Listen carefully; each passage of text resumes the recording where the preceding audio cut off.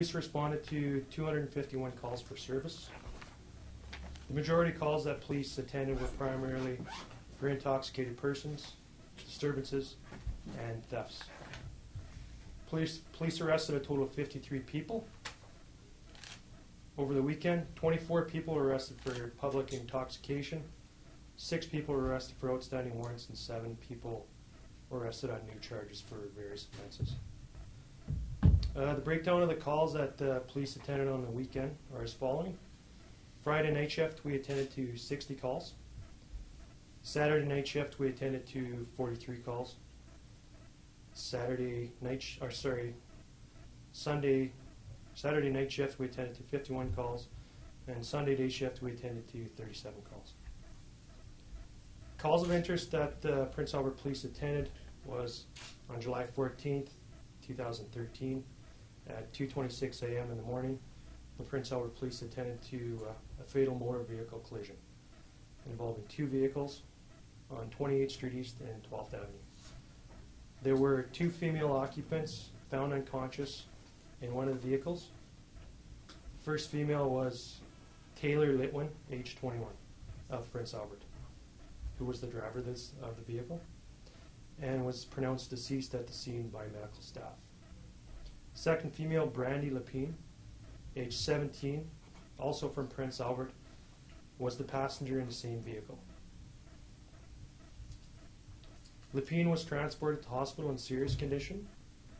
She was later transferred to the Royal University Hospital in Saskatoon, where she died as a result of her injuries. Upon initial assessment of Lepine, it was determined that she was expecting mother. Prior to her passing, medical staff assisted and were successful in delivering Lepine's baby. Lepine's baby is in hospital and reported to be in serious condition.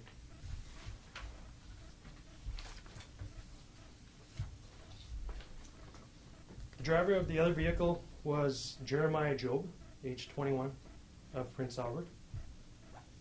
Job was charged with impaired driving, causing death ×2, and exceed .08, causing death ×2. Job has already made his first court appearance and was subsequently remanded in custody until his next court appearance scheduled for next Monday, July 22nd at 10 o'clock in the morning.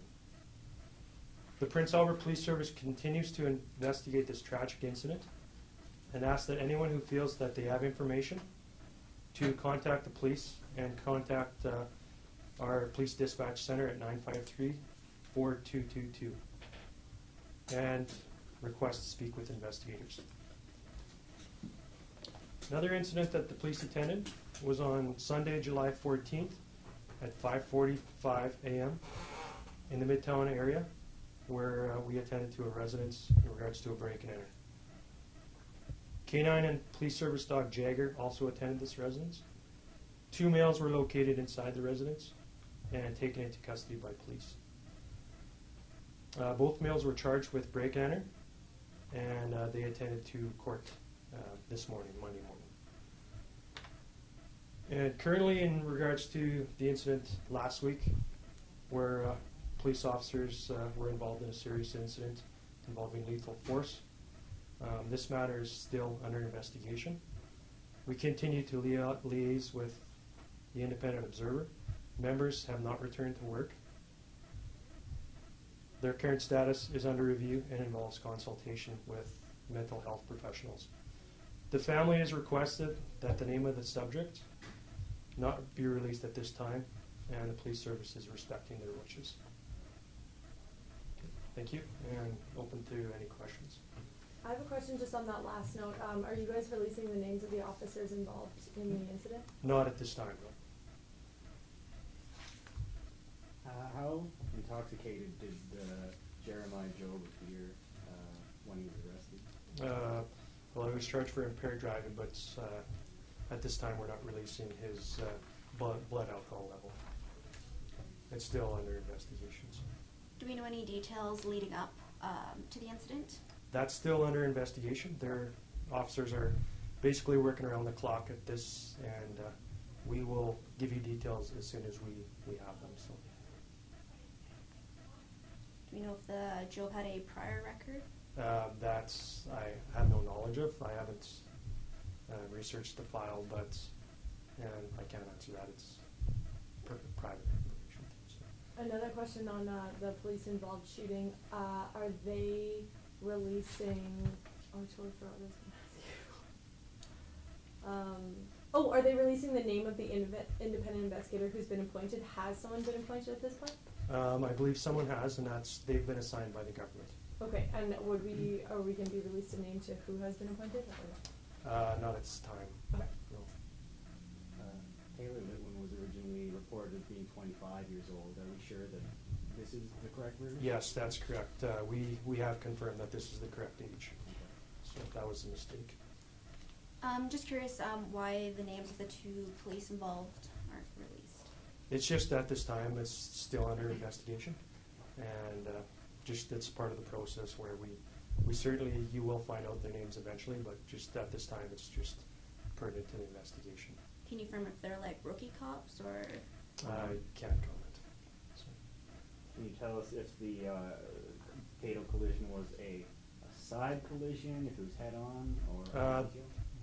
They're still investigating that, as we have accident reconstructionist people doing that, and they're certainly looking into that. So we're still, we can't confirm exactly what happened at this time, but it's still under review. Is the man involved that was shot by police, was he known to police before?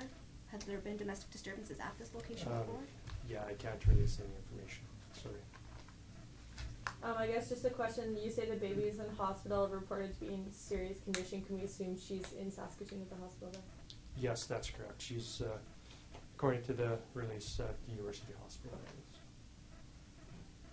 Can you tell us any more details about the injuries sustained by either by any of the three parties involved in the accident? Which parties? Sorry? The two women or Jeremiah Job? Yeah, I can't comment as far as that, but as far as Jeremiah Job, he, for my information, he had minor injuries in the accident.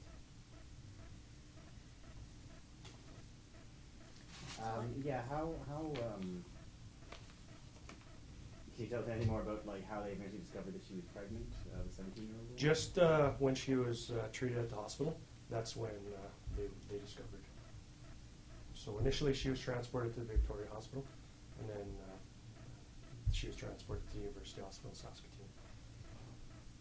Do we have an inclination of how many weeks along she was in her pregnancy or anything like that? Yeah, I can't comment on this time.